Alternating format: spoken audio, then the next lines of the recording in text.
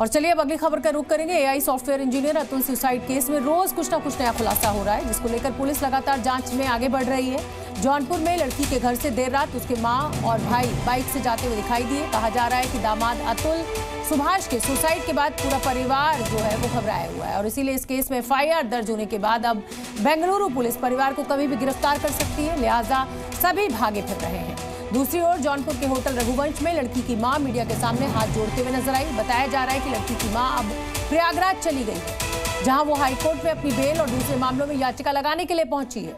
हम आपको बता दें कि एआई इंजीनियर की खुदकुशी के बाद उसके भाई की शिकायत पर अतुल की पत्नी निकिता सिंघानिया, पत्नी के भाई अनुराग सिंघानिया, सास नीचा सिंघानिया और पत्नी के रिश्तेदार सुशील सिंघानिया के खिलाफ एफआईआर दर्ज की गई है। एफआईआर में झूठे आरोप, पैसे की उगाही, मानसिक प्रताड़ना और सुसाइड के लिए उकसाने जैसे आरोपों की गंभीर धाराएं जोड़ी गई हैं। और हम आपको ये भी बता दें कि अतुल ने एक वीडियो मैसेज बनाया था और इस वीडियो मैसेज में उसने हर बात का खुलासा किया था।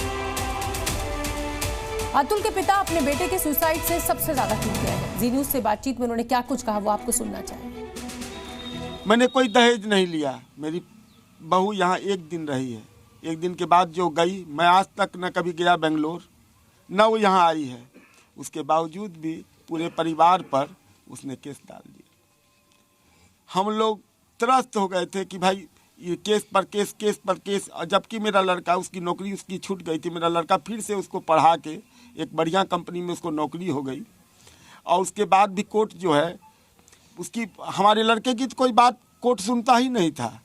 20,000 रुपया मेंटेनेंस का बांध दिया, मेरा लड़का देना चालू किया बच्चे के नाम पर। उसके बाद उसको 40,000 कर दिया। उसके बाद जज कहती है कि इसको अब तुम हमको 5 लाख रुपया दोगे तो हम सेटलमेंट करवा देंगे, नहीं तो इसको 80,000 कर दिया। उसके बाद कहती थी कि सेटलमेंट का 1 करोड़ रुपया वो मांग रही थी, बाद में कहती हम 3 करोड़ लेंगे।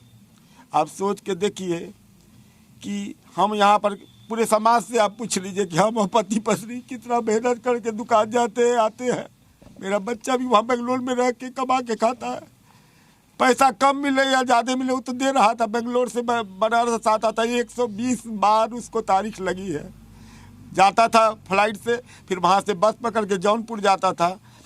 फिर वहाँ पर मालूम पड़ता था जज नहीं आई, पेशकार उसको कहता था कि पैसा दोगे तो लंबा डेट देंगे, नहीं तो 4 दिन के बाद का डेट देंगे। देखिए, ये वो मजबूर पिता है जो पूरे सिस्टम की पोल खोल रहा है इस समय कि किस तरीके से उसके बेटे को प्रताड़ित किया गया और अंत में उसका बेटा उसको छोड़कर चला गया। न सिर्फ अतुल के पिता बल्कि पूरा परिवार अतुल की मौत से स्तब्ध है। उनके भाई का कहना है कि अगर मेरे भाई को न्याय नहीं मिला तो उनकी जो आखिरी इच्छा थी, मतलब उसकी अस्थियां गटर में बहा देना। अगर आप सवाल नहीं खड़ा होता तो आज वो जो क्वेश्चन की मांग कर रहा है वो जस्टिस इज ड्यू की बात कर रहा है कि ये जस्टिस जो है वो ड्यू है। उसने अपने आखिरी संदेश में लिखा है और अपनी आखिरी इच्छा भी लिखी है कि अगर मुझे न्याय मिलता है तो मेरी अस्थियां जो है वो गंगा में बहा दी जाएं। अगर मुझे न्याय नहीं मिलता है तो कोर्ट के बाहर जो गटर हो उस गटर में मेरी अस्थियां बहा दी जाए। समझते हैं कि अतुल केस में अभी तक क्या प्रोग्रेस हुई है, क्या था ये पूरा मामला, और एक मजबूर पिता को भी हमने आपको सुनवाया।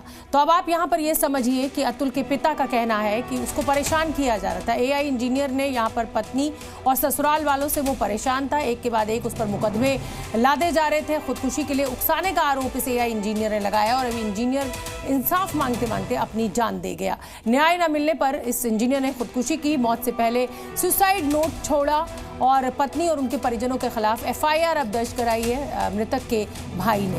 मौत से पहले 1.5 घंटे का वीडियो बनाया। बिहार के समस्तीपुर के रहने वाले थे अतुल और बेंगलुरु में निजी कंपनी में काम करते थे।